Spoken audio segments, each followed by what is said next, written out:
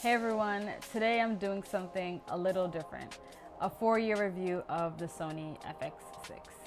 I've used it endlessly on professional sets, commercial shoots, branded content, and recently even started diving into narrative work with it.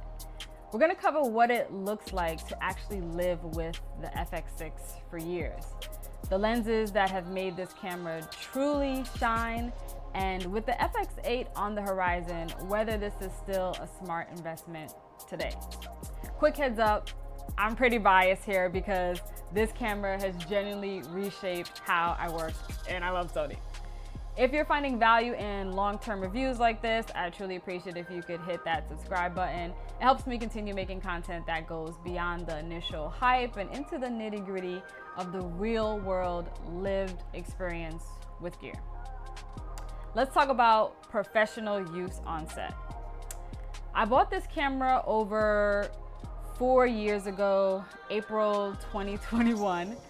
And over the past 4 years, the FX6 has proven itself as an absolute beast on professional sets.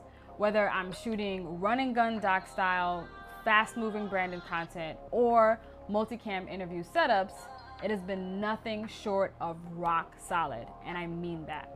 I can't recall a single time this camera has let me down. It has internal ND system, and it's honestly been a lifesaver in this workflow. The electronic variable ND lets me adjust exposure very smoothly, no more constant filter swapping like on mirrorless cameras. That efficiency has saved me countless of minutes on set, and over 4 years, the time savings has definitely paid for itself. The low light performance, still absolutely top tier.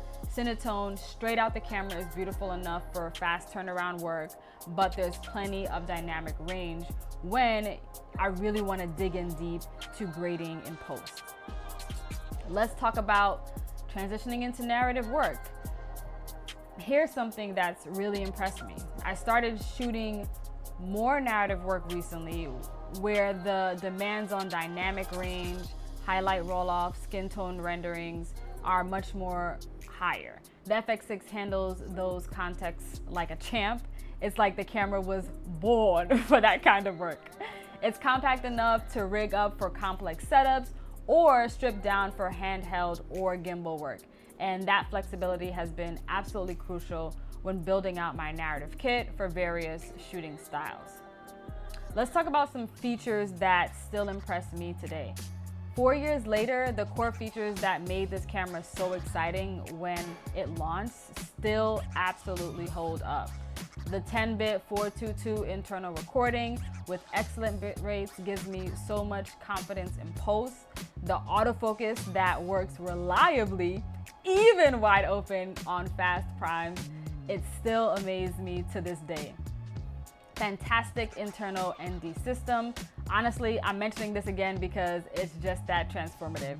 Great codec options with XAVCI for professional workflows and proxy options as well for efficiency.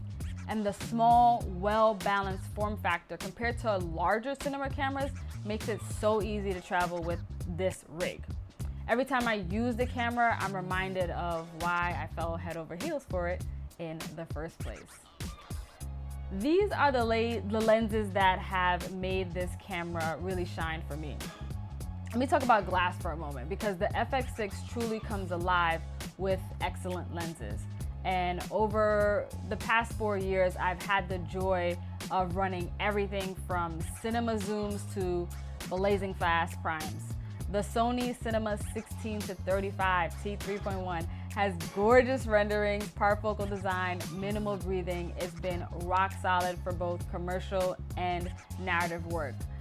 The Stills 16-35 f2.8 G Master is lighter and perfect for gimbal work with quick autofocus that pairs beautifully with the FX6's autofocus system.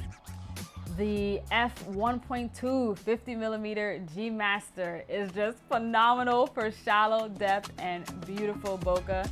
The fact that the autofocus works so well at f1.2 with this body still impresses me. The 24-70 f2.8 G Master Gen 1 has been my go-to workhorse.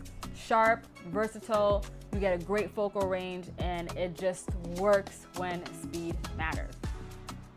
Even older primes feel completely elevated thanks to the FX6's full frame sensor and the stellar color science that Sony has dialed in so well.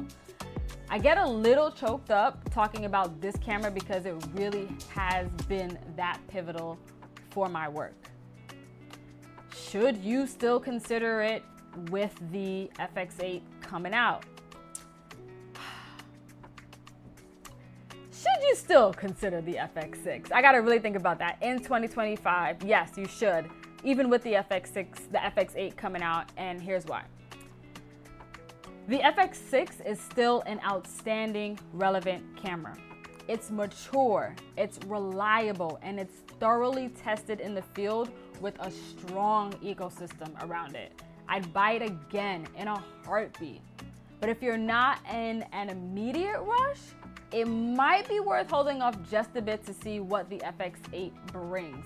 Sony's trend has been towards thoughtful, incremental updates, better ergonomics, codec improvements, maybe a bump in the resolution or dynamic range. It probably won't make the FX6 obsolete overnight, but it could nudge prices down, or even better, make it a better value if you can wait. If you're getting value from this kind of long-term content, perspective on gear, hit that subscribe button. Really helps me out, and I'll make more content like this. In conclusion, I do not regret this purchase for a single second. This camera has paid for itself many times over and has been absolutely instrumental in my growth as a filmmaker. This camera has been with me through so many important projects. If you need a camera today, the FX6 still punches way above its weight class, and it will serve you beautifully. I am the chef gal, and you just got the recipe.